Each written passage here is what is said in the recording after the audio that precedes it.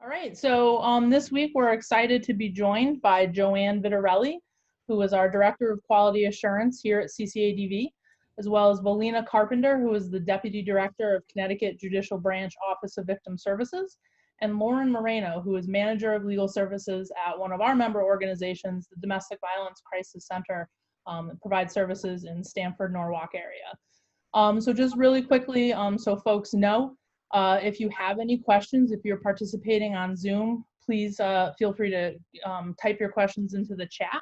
If you're watching us live on Facebook, please leave your questions in the comment section of Facebook. And as we're going, I'll get those questions into the speakers. So from here, I'm going to turn it over to Joanne, and she's going to start our conversation. Hi, everyone, and thank you for joining us today. Valina and Lauren, thank you for being here today with us to talk about this very important resource available to victims of crime in Connecticut. I know there's a lot of information to share today, so I'll get started with our conversation. Valina, I'll start with you. Although we're going to focus most of our conversation on victims of domestic violence today, would you be able to just provide us with an overview about the program to get us started? Sure, yes, and thank you so much for having us. We certainly know that crime can have such a significant financial impact on victims and their families, so I hope that we can provide some important information to, our program is about attempting to mitigate the financial impact on crime victims. So just to start with eligibility and who can receive compensation, I know that's always a big question. So to be eligible, a victim must have suffered a personal injury, and that means personal injury that's the result of a physical assault, a sexual assault, a DUI that has injuries, anything that causes physical harm to the person. Also, if a person is in direct threat of a physical injury or death, they can be eligible for compensation, as well as certain family members of homicide victims. So there are three different types of compensation that go along with those types of injuries. For a physical injury, it would be a maximum of up to $15,000.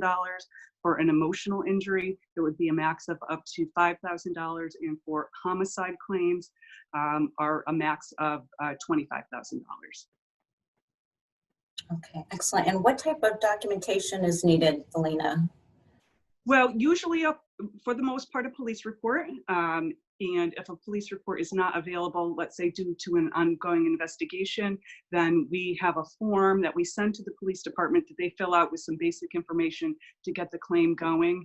And that's because, certainly we don't want to hold up a person's eligibility for compensation just because the police investigation isn't finished. A victim has to report it to the police in most cases, and I'll talk about that because there are some exceptions to that. But when a police report is made, after that, certainly we know it can take days, months, weeks, years for the investigation to be complete or for the person to be apprehended. So that's all that has to happen, is that victim is either making a report to the police, and then again we'll talk about there are certain other circumstances where they don't have to file the police report, but that's the first thing that happens, is the victim files the police report, and then after that, even if there's no arrest, as long as we get some basic information from the police about the incident, then we can go ahead and start processing that claim. Okay, great, thank you. Can you touch on some of the expenses that are covered and some that aren't? Certainly, yes. Medical expenses, because we're talking about people who have a personal injury, it's going to be medical expenses, and that can be, that's a very all-encompassing. That can be medical, dental, it can be ambulance expenses, it can be chiropractic, it can be dental treatment, anything having to do with a hospital stay, medical supplies, physical therapy. So anything that can be under the general term of medical expenses, dental, counseling, prescriptions. It can be medical equipment that either needs to be replaced, or now a person is finding themselves in need of medical equipment. It can be lost wages. due to the injury that they suffered that was a result of the crime. It can be lost wages when they have to take time off to care for a child, if they're a parent of a victim. If they have to care for a child, they can apply for lost wages for that, as well as lost wages to attend court events or court dates and court proceedings. Also, if they, any travel expenses that are related to attending court dates, because victims, of course, have the right to attend a court date, so they can also apply for the expenses that are associated with that. We also pay for security systems, either replacement or repair of them, or if a person is in need of a security system to be installed, we pay for funeral expenses. In the case of a homicide, that's up out of that $25,000 claim, up to $6,000 of that can be paid for the funeral, certainly because no crime victim's family should have to pay for the funeral of a homicide victim. So those are some of the things, certainly everything we do is bound by statute as far as what we can pay for. However, we really try to be as creative in actually paying those expenses, because we want to. We know that we're not going to necessarily make a person whole again by any means, either financially, psychologically, but we certainly, again, try to cover as many things to lessen that financial impact on the crime victim and their family. Okay, great, thank you. So the program does cover a lot of expenses, which is wonderful for victims. So can we talk a little bit about how eligibility is different for victims of domestic violence or trafficking or sexual assault? Absolutely, yes, because there are some differences, obviously recognizing that not every victim of domestic violence or sexual assault or trafficking makes a police report. Obviously, for safety reasons, for a variety of reasons, they don't always file a police report. So if a victim of any of those three categories, that would be domestic violence, sexual assault, or human trafficking, if they disclose the incident to a professional, and there are there's a very long list of professionals that people can disclose to. For domestic violence victims, that list is a little bit shorter. We're looking through legislation to try to expand that list, but for victims of domestic violence, disclosing that to a certified domestic violence counselor or family violence counselor, that's all they need to do. That's all they need to do. The counselor then, in turn, we do have a disclosure form. It's almost like a waiver form. It's the disclosure form that then would be filled out by that counselor who heard that disclosure, and then that would be sent to us. And then that would be reviewed just to make sure that there's all the information that we need. But that would take the place of having to file a police report. Also, if the individual was granted a TRO, a temporary restraining order, or a civil protection order in the case of a sexual assault, that could be used as the disclosure as well. Okay, great, thank you. Lauren, could you build on Valina's comment and tell us why these differences for eligibility for victims of domestic violence is so important, and how an advocate can help a victim file for compensation? Absolutely. Hi, Joanne. Thank you so much for having me today. So, coming off of what Valina was talking about, it is these exceptions for domestic violence victims are actually crucial, because not all victims are ready to disclose or file a police report. And some victims, part of their safety plan is not reporting to the police. So there are safety concerns that we need to factor in. So given the fact that these victims have that opportunity to disclose and have that exception, it's really great for a lot of our victims, and it opens the door to this wonderful resource that we have. Advocates, are here to assist. Our advocates here at the Domestic Violence Crisis Center and throughout all the organizations in the state of Connecticut, we are here to help you. We're here to help all victims of domestic violence. We assist with the application process. We pre-COVID, we would sit down with the client and fill out the application, review it, provide all the information, and we are still doing that remotely. We are here to, assist them in the application process, sending it out, any follow-up assistance they might need. We also serve as that middle person between them and the claims specialist if they need to send follow-up paperwork or any information they might need. Also, if there are not police reports are not available, we are here to also complete the crime disclosure forms that Melina was speaking about, and sending them off along with the application. Okay, great, thank you. So you're able to assist on a lot of the process and getting the application completed and sent off to the victim. Absolutely. Okay, great, perfect. Lauren, what are some of the most frequently asked questions the advocates receive from victims who are looking to apply or have concerns about applying? Absolutely. Some of the questions we sometimes hear is, how long does the process take? Is there a fee? A lot of concerns are related to confidentiality purposes. A lot of victims are concerned about if that will, if they do receive this benefit, if that will interfere with, for example, any immigration proceedings they have pending or cases they have pending. A lot of victims are also concerned if this will interfere with a defendant's criminal case, if that's also pending. Go ahead. Okay, sorry. So are those questions you're able to assist with and help move the process along? Absolutely. One of the things that we do is, we reiterate that our services also as the OVS process, it is free and confidential. We don't release information to outside sources. Our services are confidential.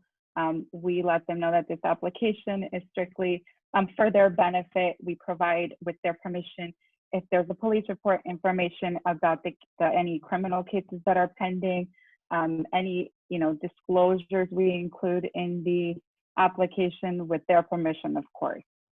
Okay, great, thank you. Valina, if a victim doesn't have any expenses at the time of the crime, should they still apply? Well, yes, we strongly encourage them to apply at the time, even if they don't have expenses, or even if they don't think they might have any expenses in the near future. And there's a variety of reasons for that, but first of all, it's closer to the incident. It's much easier to get the information if we can determine that the claim is eligible, even if they don't have expenses at that time. It leaves the claim open, so that way in the future, if they have any expenses, we already have all of the paperwork completed. We've already either received the disclosure form or the police report. So we've got all of that in place. And then later on, we know that obviously certainly things come up, injuries that take some time to manifest. We know that I'll give an example. We had a victim of sexual assault who's as a child who did not need any services, any counseling, any treatment at that time. However, his or her parents did apply.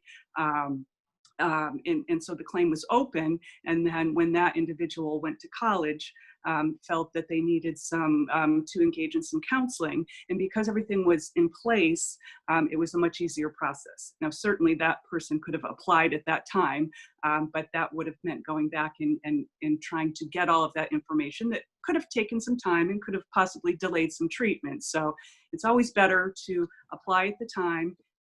We can determine eligibility and then leave that claim open, because there's no time limit on when you can use the services. It's a matter of the claim is left open until the funds are depleted. So it really is, helpful. I mean, certainly there are reasons why people don't apply or don't feel that they can, but another example could even be, well, I have insurance, so I don't have any expenses. Well, we know that that's a kind of, I have insurance now and maybe I won't, 5 years from now, and I'll have some expenses that are related to the crime. So it's always better to get all of that in place now, even if you don't think you'll need it. And in that way, it makes the process a little bit easier later on, should you need access to the funds. Okay, so it's always better to apply initially, but is there a time frame in which an application needs to be submitted, a time frame from when the crime happened? We have a 2-year filing. It's 2 years from the date of either the incident or the disclosure. However, we do have a waiver of that 2-year time limit on the filing, and that you can get from our office. It's on our website, and what you need to, it's very simple, and there are two, and there are two, there are 2 reasons by statute that we can waive that time period. The first one being that if the person was a minor at the time that the application was filed, at the time of the incident, they were a minor. When they're filing it, it's considered no fault of theirs that they didn't file it as a minor, so they would check that box. The other reason would be that it was filed not within that 2-year time period because of the criminal incident caused either physical, emotional, or psychological injuries that prevented them from filing the claim at the time. Those, again, by statute, those are the only reasons that we can accept, but usually just a very brief description of why they couldn't do it at the time and checking one of those boxes, and we'll get that claim, we'll get that 2-year filing waiver approved. Okay, great. Thank you. You had mentioned earlier about insurance. How does insurance play a role with victim compensation? Well, we are the Office of Victim Services. Our compensation program is considered a payer of last resort. So what that means is that as the final payer, we have to have the applicant, we have to look at collateral sources, any collateral source that they may have. So that means if a person has health insurance, if a person has, any kind of medical insurance, either through private, through their employer, through Medicare, if it was a motor vehicle incident that's eligible, if there was motor vehicle insurance involved, before we have to look at all of those things to be, those things have to be considered first. However, if there were things that either weren't covered by insurance or, a lot of times people have co-payments or very high deductibles, all of those things that are not paid by insurance then can be submitted as part of the compensation claim. Okay, great. Thank you. And are victims required to pay the program back? Well, if a victim receives any type of settlement, they are required to pay 2/3 of that back to the compensation program,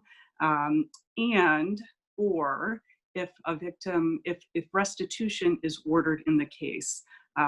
However, we work with the probation department and court to attempt to determine if it's something that we've already paid as part of a claim. A lot of times what happens is we're working at the court setting and having restitution ordered for things that we don't cover, so that we're not having the probation department collect that on our behalf. We certainly want everything to go to the victim. So we're attempting to, if we paid for the eligible expenses, let's say medical and dental, and there were some things that we didn't pay for, and I think you asked that question earlier, so I can answer that about things we don't pay for. We're attempting, if there is any restitution that's ordered, we're trying to get the court to have it ordered specifically for those items, again, to try to mitigate the financial impact. So some of the things that we don't pay for, or it's not that we don't, it's that we can't. Again, everything we do is governed by statute, so we're not allowed to pay for things such as property damage. We can't pay for, unfortunately, I know this is a big one, property loss, property damage, any kind of household living expenses. We unfortunately can't pay for any type of relocation costs or moving or rental deposits, that kind of thing. We can't pay for any fees to do with, let's say, family court or custody issues or any kind of attorney's fees. Okay, great. So I know you have a very extensive website and that offers all this information, and Liza will be sharing those links later. So if someone's interested, they can look in more in depth. Thank you. Can you let us know what the process is, Felina, once an application is submitted to OBS? What kind of timeline? Absolutely. So when an application is received, by statute, we have 10 days to enter that application and begin the process. So once that happens, that's entered. The claim is assigned to a claims examiner, who then starts working with the applicant, the claimant, in gathering the information that's needed to process that claim. So once a determination has been made that it's eligible, then they start working with the person, and then there's constant contact either by mail, by phone, by email, as far as what else is needed, as far as follow-up, submission of any type of eligible medical bills. And what we do at the Office of Victim Services, we try to obtain as much of that directly from the providers. We want to do the work and not have the victim have to run around and make numerous phone calls or inquiries about bills. So on our application, certainly listing as many of the providers as possible, that's helpful. So let us do the legwork. That's what we do. We don't want to, we try not to put any undue burden on the victim to have to then run around and gather all of this information. So if they are letting us know where they receive the services, their medical providers and whatnot, then we'll then attempt to gather all of that information to start processing and paying those claims. Okay, great. Thank you. This question is for both of you, Lauren and Felina.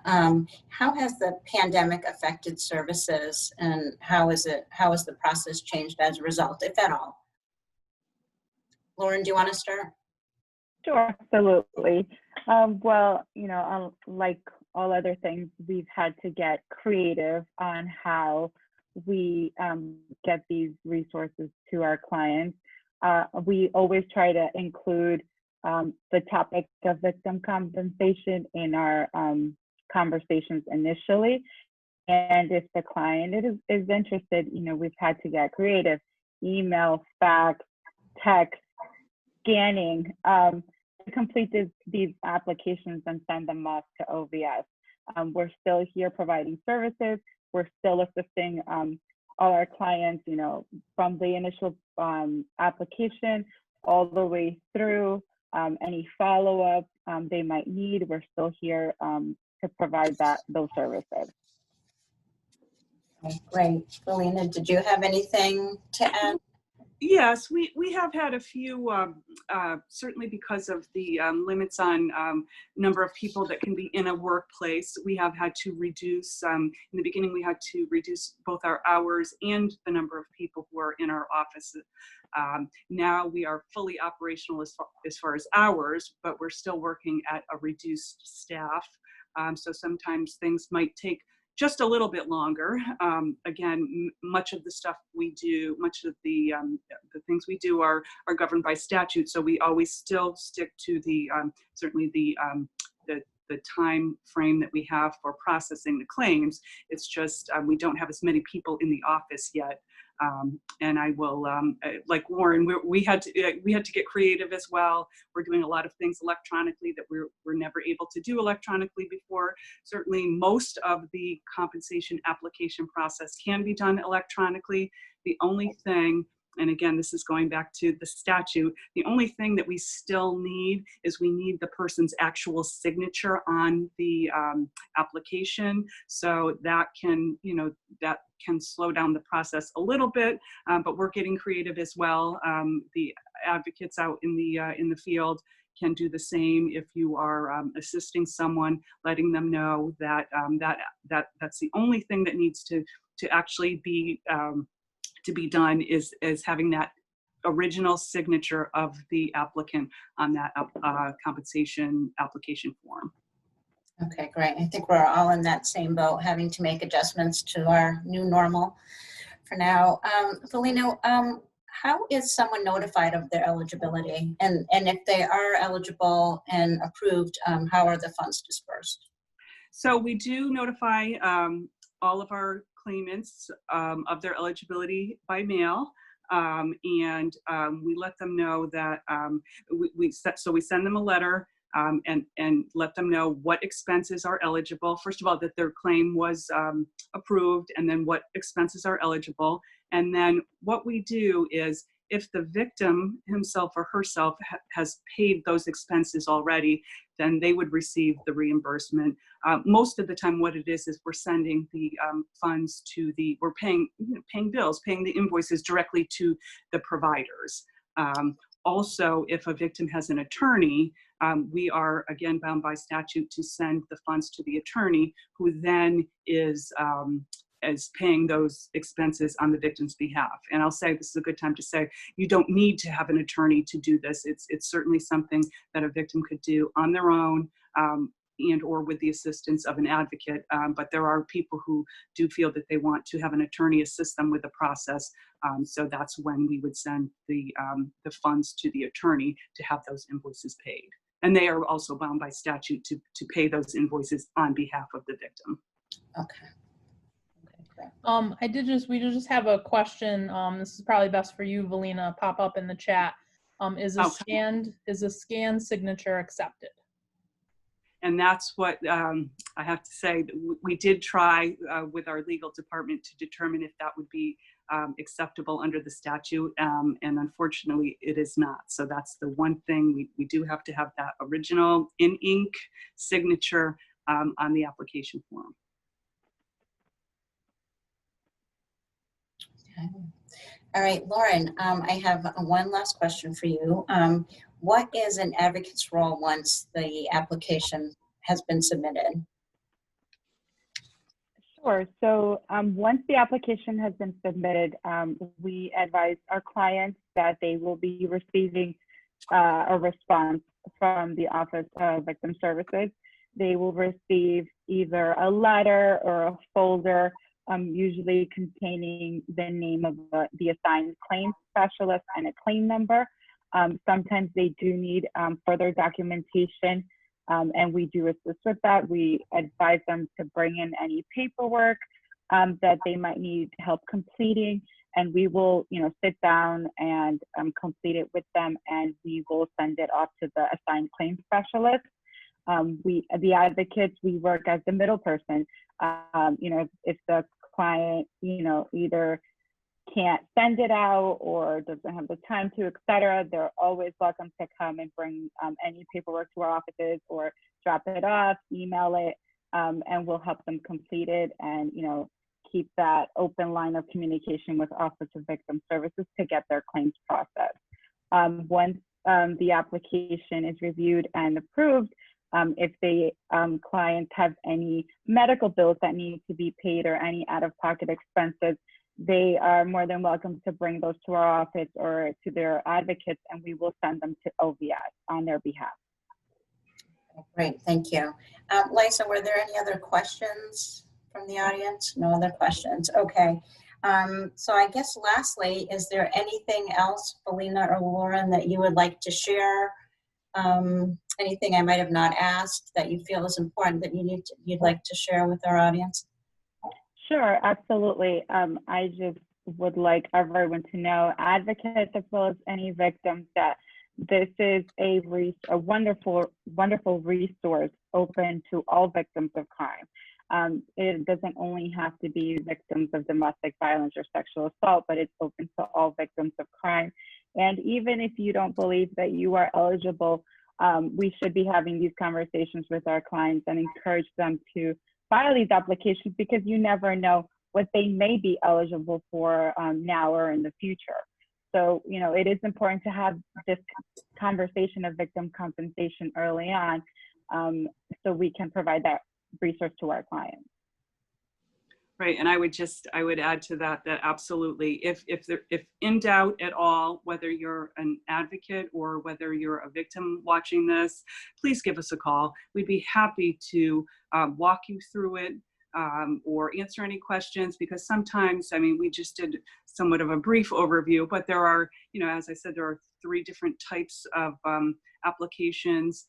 So sometimes it can be a little confusing. We would be absolutely happy to walk you through it, answer questions, and determine what would be best for you. Because again, as I said in the beginning, our goal is to reach as many crime victims as possible and to attempt to assist them with the devastating, at times, financial impact that crime can have on them. So the more that we can get this information out there to people and have them apply, again, even if they don't think they need it right now.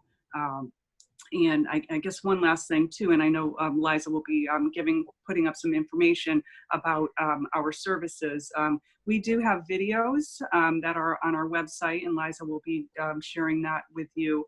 And it's a series of videos that really a person can sit and watch at their convenience. There are several of them. One, just having an overview of our services at the Office of Victim Services. There's a video relating to what to expect when you go to court, where it's kind of a, it sometimes can be a mystery to people and a little intimidating. So what to expect when going to court. There are several videos on the compensation process, and it really breaks it down. Who's eligible, what expenses are eligible, and then we have a series of videos, a couple, and they're 5 to 8 minutes long each, having to do with the differences between orders of protection. So it can be very helpful for people who might want to just sit and watch them at their convenience. Great. Thank you both so much for your time and for sharing all of this very important information. And I'll turn it over to Liza. All right. Thank you again, Joanne, Lauren, and Valina, for joining us today for this very important conversation. Just going to close out with some contact information and also some of the information that Valina was just mentioning. So these are all, this is contact information for the Judicial Branch Office of Victim Services. So you see here, first we have the compensation unit.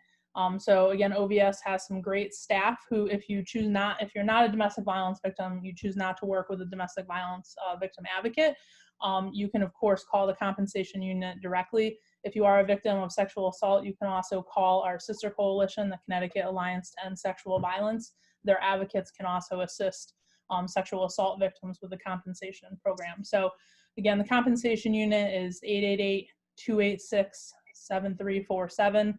You can also contact the helpline. If you're interested in having any training or outreach, we have the contact information there for their training and outreach program.